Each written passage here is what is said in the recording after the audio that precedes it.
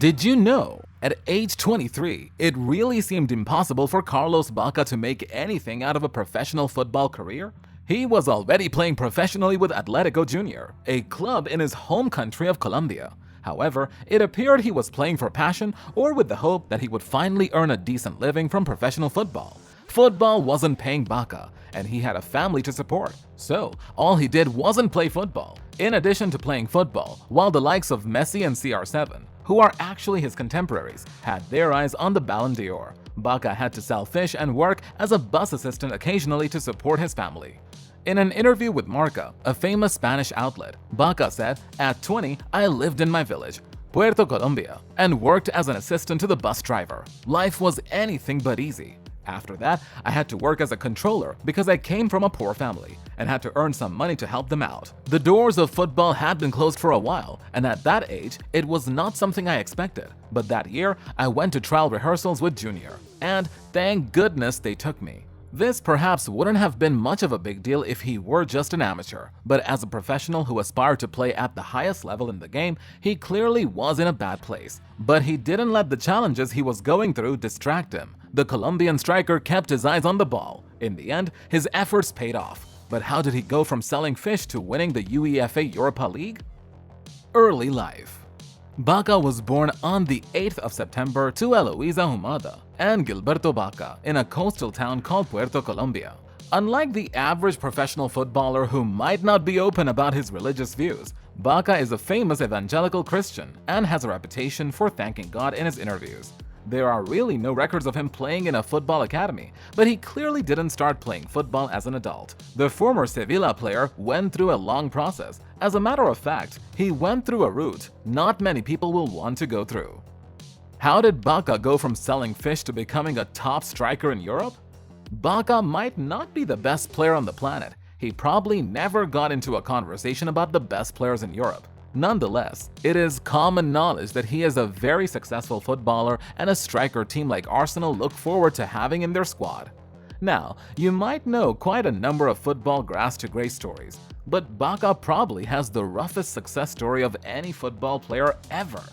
Bacca's professional football career started in 2006. However, he had to wait until 2008 before he was able to make anything out of his career. In 2006, Carlos Bacca was an Atletico Junior player, but he really didn't get many minutes. As a matter of fact, there was really no space for him to play football at this club.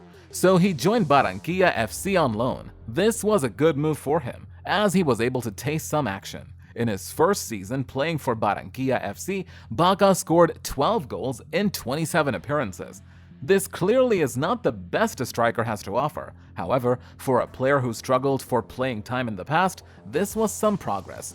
From Barranquilla FC, Carlos got loaned to Minerva, a Venezuelan club, where he scored 12 goals in 29 games. Bacca could have gone back to Atletico Junior after playing for Minerva, but he decided to go on loan to Barranquilla FC one more time. This perhaps didn't seem like a great decision initially. However, it turned out to be one of the best decisions he could have taken at that point in his career. Carlos's second season with Barranquilla FC saw him score 14 goals in 19 games. Of course, this was great. Beyond being a massive improvement from the previous season, it was good enough to make him the top scorer in the league.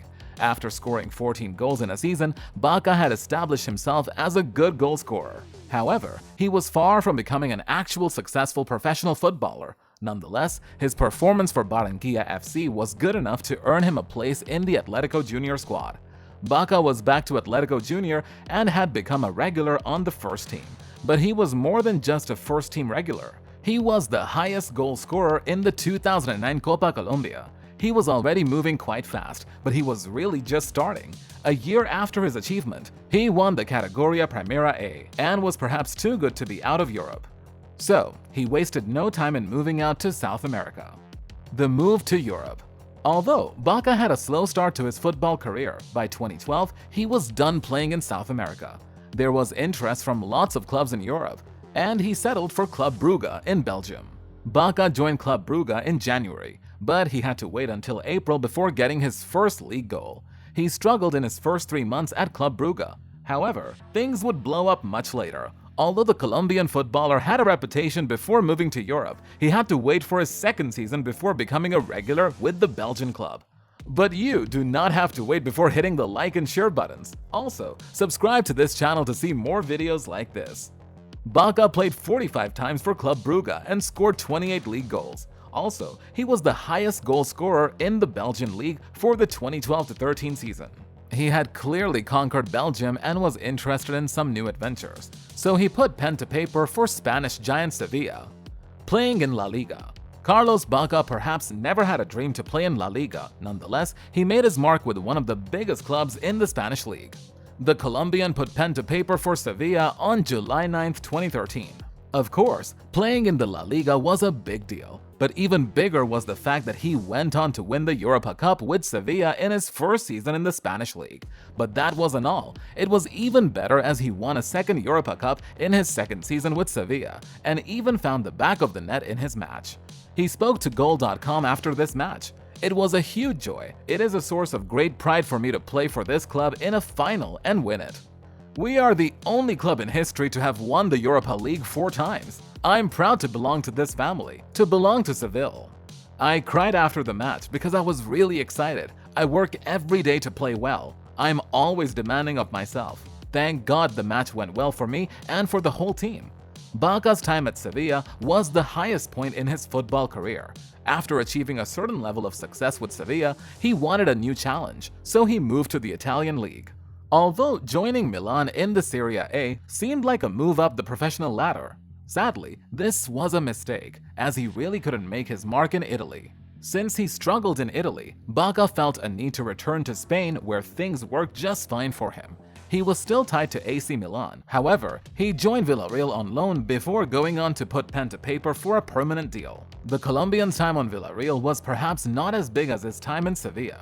Nonetheless, he was able to win the Europa League in his last season with Villarreal. Style of play.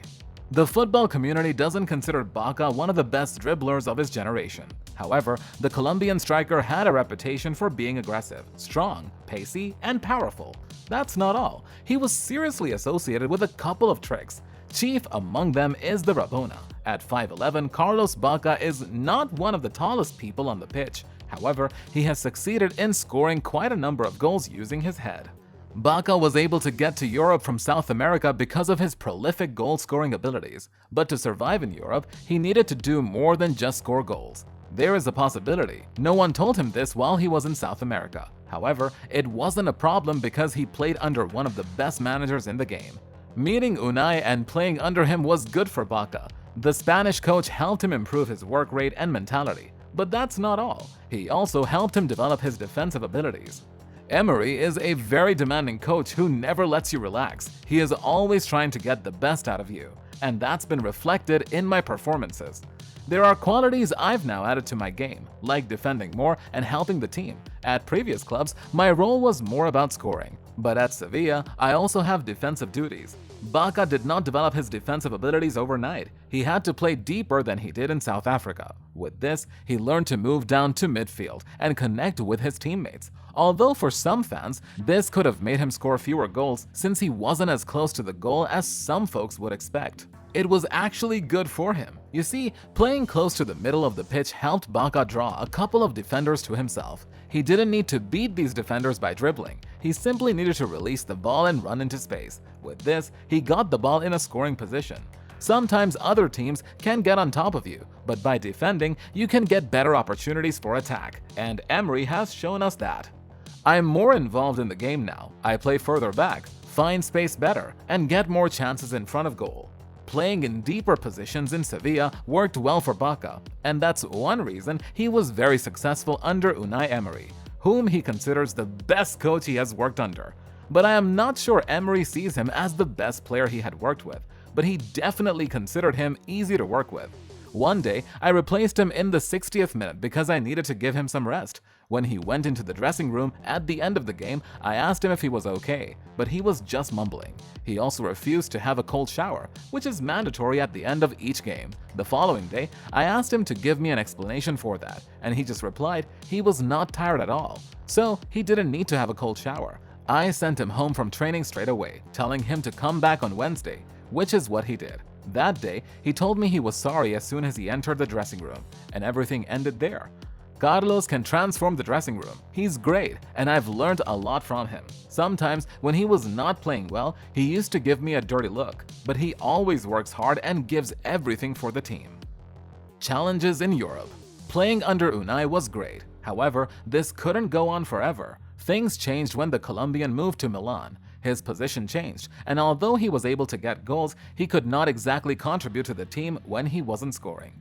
Bacca knew how to get the goals, but he didn't have a reputation for creating chances. As much as this didn't stand in his way of becoming a successful player, he got criticisms for not exactly contributing to the team beyond scoring goals. The style of play at AC Milan didn't seem perfect for Bacca, but that was just one of the challenges he encountered in Europe. There was also the pressure to join another team when things didn't seem perfect at Milan. As much as there was speculations about him leaving Milan, while he was at the Italian club, he was focused on doing his job as a Milan player. I'm leaving for the US tour with the team tomorrow, West Ham. I'm thinking about Milan and making myself available for the coaching staff. I don't feel any pressure. I have a 4-year contract with Milan, and I'm happy here. I'm very calm, and I always want to do my best, as we saw last season, so I'll give it my all. Playing in Europe, there will come a time to play. First, I have to talk to the club, and then we'll see what happens. AC Milan knew Bacca was on the verge of leaving Italy. Of course, they didn't want him to go. However, there was little they could do.